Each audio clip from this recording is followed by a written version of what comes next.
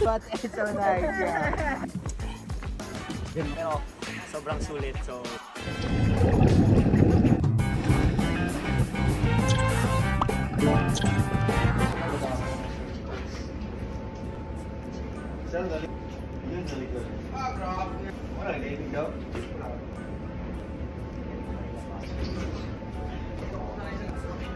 may ganito. Mabigat sa ano?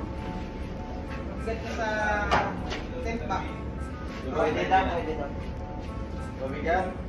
Minessage ko lang sa messenger. Ay, sana.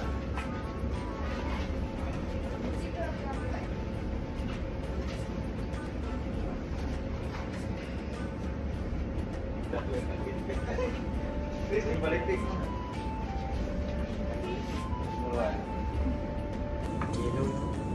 it says.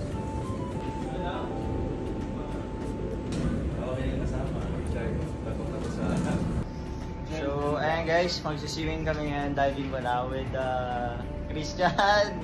Stay ka muna dyan, si David.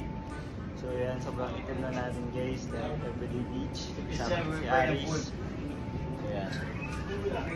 What's up mga chong? Well, for today's video nga, nakita nyo naman, meron na naman tayong another crew activity na sasamahan dito sa barko. Well, maswerte ka na nga kung masasama ka sa listahan ng mga gantong klaseng activity na binibigay nila para sa mga crew. Bali, dito nga pala sa amin ay meron kami tinatawag na CAC or CAC, isang organization na nagpaplano or nag-organize ng mga activities basically para sa mga crew. At isa nga dyan, ang scuba diving.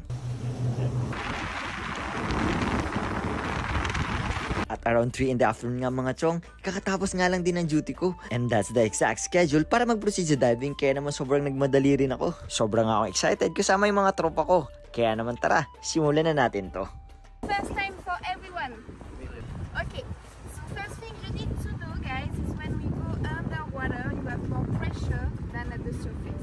Siyempre, meet Helen, isa sa mga scuba diving instructor dito sa barko. And before diving over, we need some precautions to avoid an inconvenience underwater dahil safety ang pinag-uusapan natin dito. And now, this is Lorraine, our number 2 diving instructor. Anyway, the water comes in and you can either come up to the surface, empty the mask, go back down. And right after the briefing mga chong, inagunti-unti na nang mag-ready dahil ako nga daw yung unang tatalon. And they set everything up na din, including the ladder para naman may easy access kami sa Sojak. And at this moment nga mga chong, no joke, sobrang kinakabahan na din talaga ako pero since andito na tayo, so let's suits up.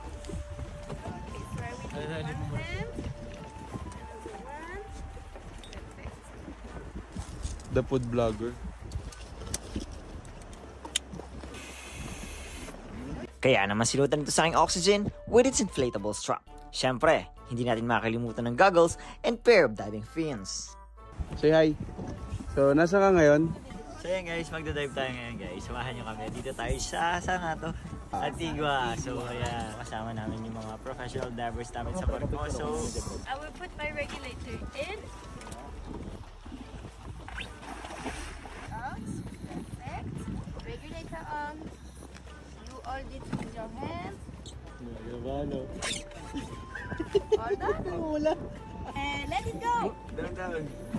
Is there just something to press here or no? Just like that. and as you can see nga mga chong, how I struggled carrying that approximately 15 to 20 kilos air tank on my back. And that's how I exactly separate scuba from free diving. And now mga chong, it's Mark's turn. Bali dalawa nga lang muna kaming mauna since dalawa lang yung instructor natin. And that's the advantage of scuba diving. You were able to see longer what's under the water, like the magnificent coral reef, different species of marine animals na talagang sa ilalim ng dagat mo lang makikita. To be honest mga chong, hindi talaga ako nakahinga sa first 1 minute ko sa ilalim ng tubig. And as a first timer like me, sobrang nakakakaba pero ma-amaze ka din talaga sa mga makikita mo. Good. A little bit scary, but it's so nice. Yeah. You did really good. Thank you so much Yeah, super great. for this experience. Welcome to our world. Oh, yeah. What's up? Ano, kamusta experience natin, Sir Martin? Experience mga chong. So, grabe.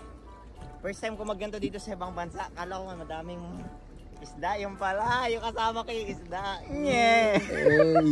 So ayan guys. Akit na ako kasi sobrang ako natakot kanina. So let's go. Oh my God! Para mo akong diver ko. Okay, step your legs. Guard. Tampalin kita dito. So yun guys, sakit na tayo guys. Di ba para akong mangisda? Yun guys. Ganda, di ba? Pero masaya, grabe nung una guys, natuloy ako ng laway. Sobrang dry ng throat ko. Medyo sobrang ganda sa ilalim guys. Di na tayo nakakuha ng mga mas maraming picture kasi ng video tsaka kasi nga yung cellphone ko dito lang sa taas. Pero sobrang sulit. So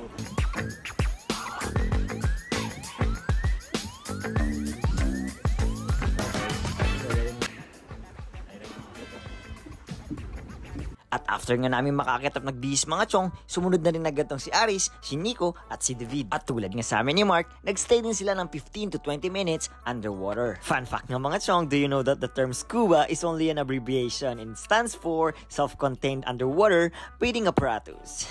So may natutunan na naman kayo. It's for 30 PM and right after diving, bumalik na rin kami agad sa barko.